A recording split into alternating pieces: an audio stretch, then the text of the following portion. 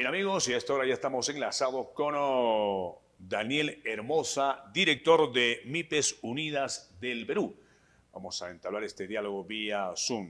Le damos la más cordial bienvenida al señor Hermosa desde Huancayo, Canal 21. Buenas tardes.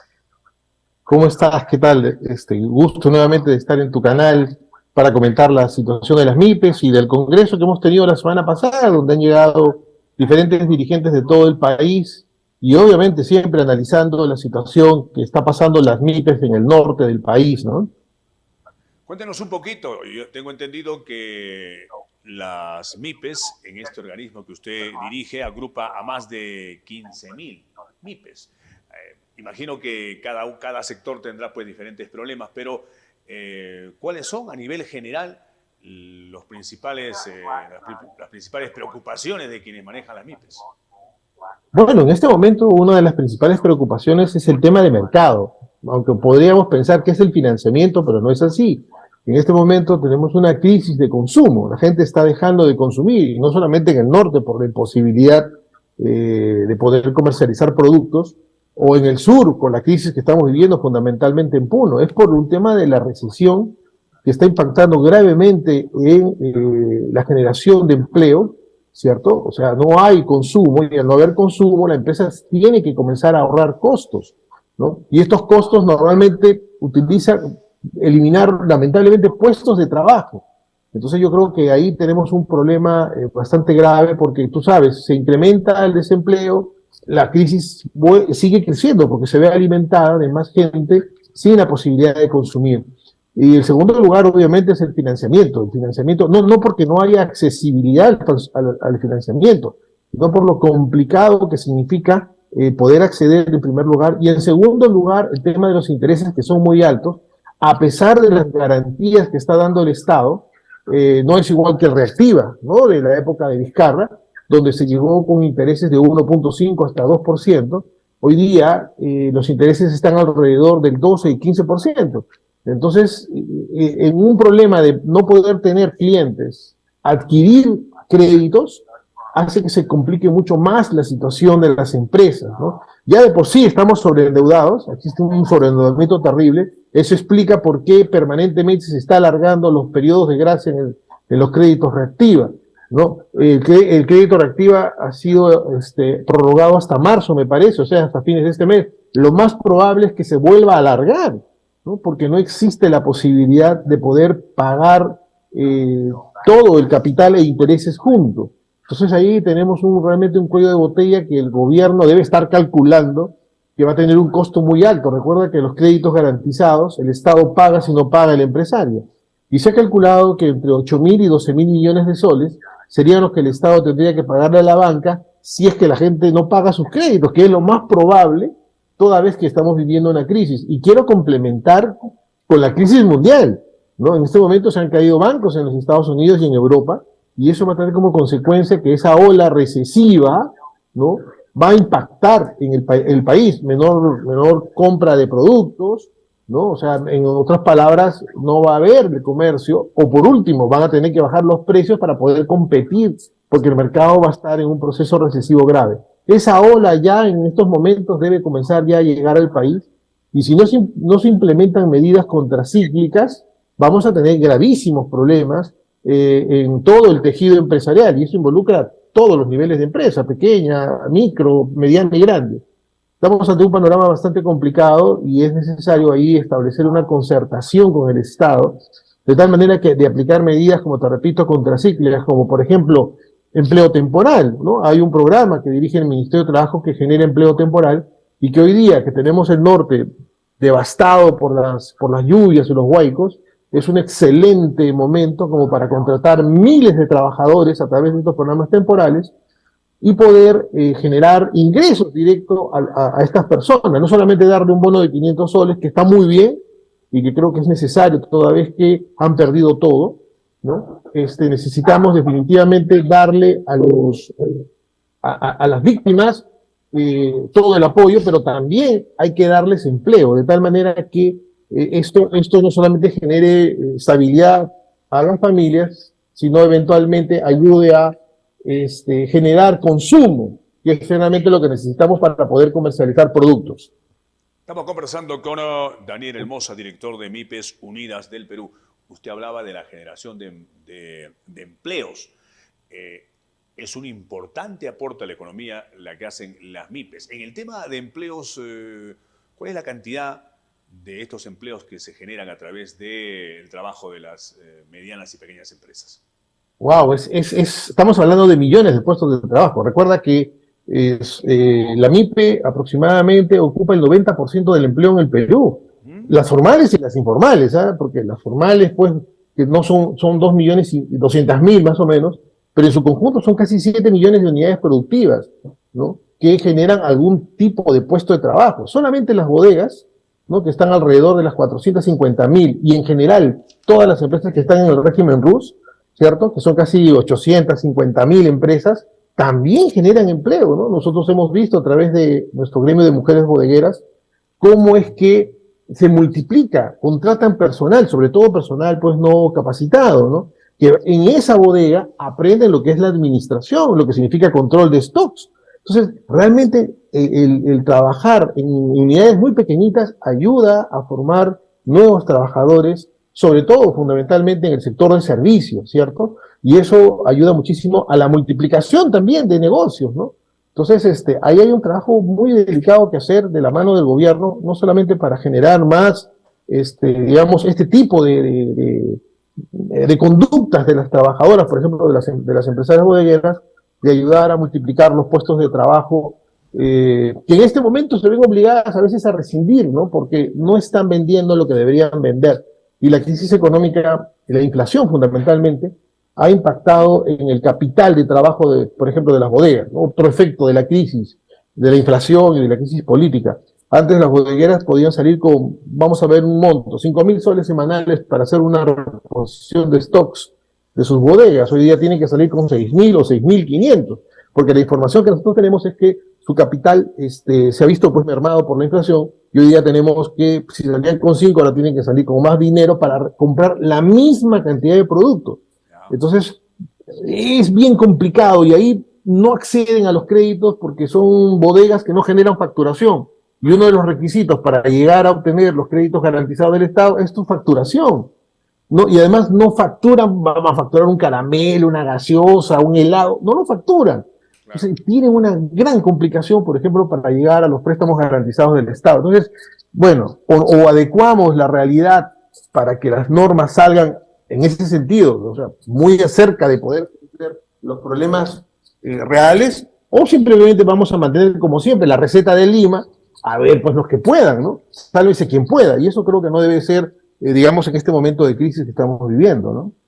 Hemos pasado ya los 100 días de gobierno de la mandataria Dina Boluarte. En esta primera etapa, ¿ha habido algún aporte de este gobierno para la mejor reactivación del sector de ustedes? Y ustedes también tienen algunos pedidos que hacer al gobierno que de repente lo han hecho y no los escuchan.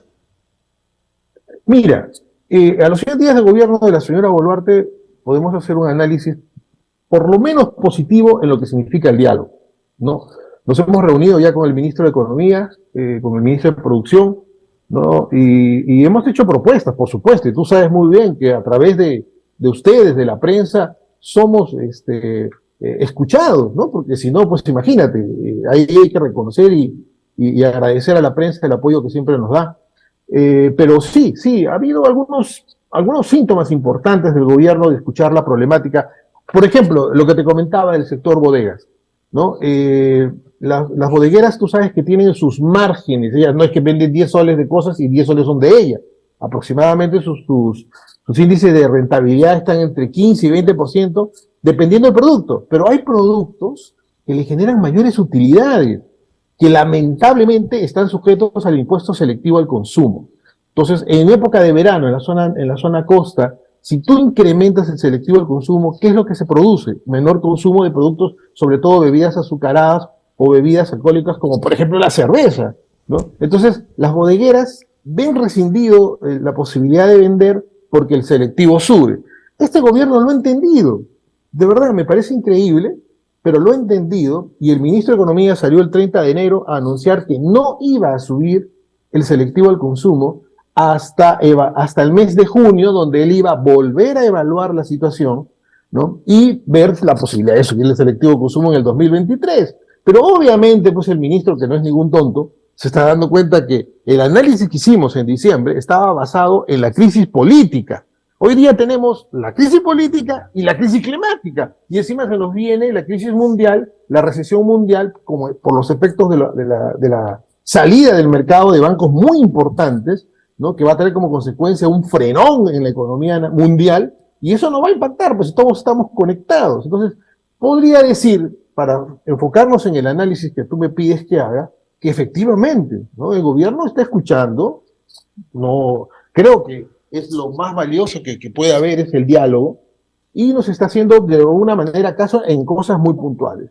Pero vamos a seguir haciendo propuestas, como te comentaba, el jueves y viernes pasado hemos estado en la Universidad Continental, ¿no? Que tenemos un convenio en un Congreso Nacional, donde, mira, a pesar de todo, llegaron de Trujillo, llegó de Huánuco, de Puno, de Lambayeque, algunos por avión, otros se vinieron por tierra, demoraron 2 días y medio en llegar a Lima para participar en este evento nacional, que lo que busca es justamente consolidar una propuesta, ¿no? De políticas de corto plazo que pedimos que el gobierno implemente ya, y también ir construyendo ya políticas de largo plazo, de tal manera que el futuro gobierno, sea quien sea, y en el año que sea, porque no creo que haya próximo año elecciones, ni nos quedamos hasta el 26 con el escenario político que tenemos. Entonces, pero igual, ya estamos construyendo una propuesta viable. Yo creo que el país no podemos seguir experimentando. Ya eso de ser ratones de laboratorio, cada vez que llega un gobierno o un ministro,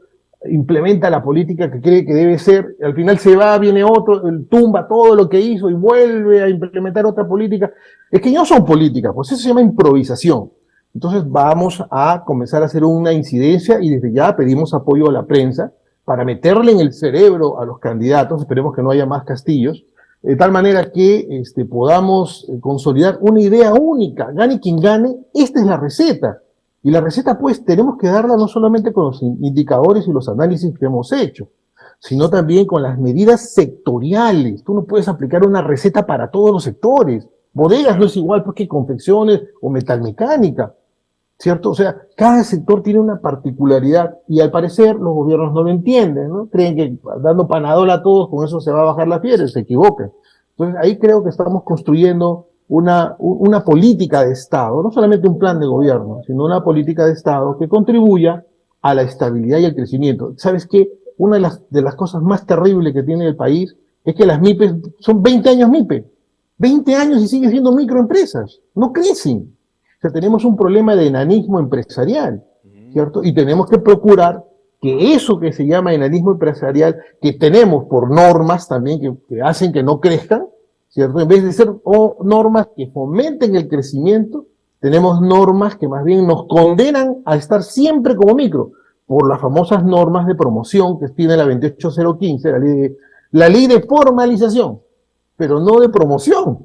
Entonces ahí tenemos que ir ya a un segundo piso normativo, de tal manera de construir una norma que ya deje pues de ser enano, y complementado con un Ministerio de Comercio Exterior que realmente ayude a las MIPES a exportar. Es una vergüenza que solamente haya 8.500 MIPES exportadoras cuando tenemos 2,5 millones de MIPES. O sea, realmente debería renunciar toda la gente del Ministerio de Comercio Exterior porque no hay resultados tangibles. O sea, yo tengo un ministerio completito y tengo 8.500 exportadores MIPE. Es un absurdo, ¿cierto?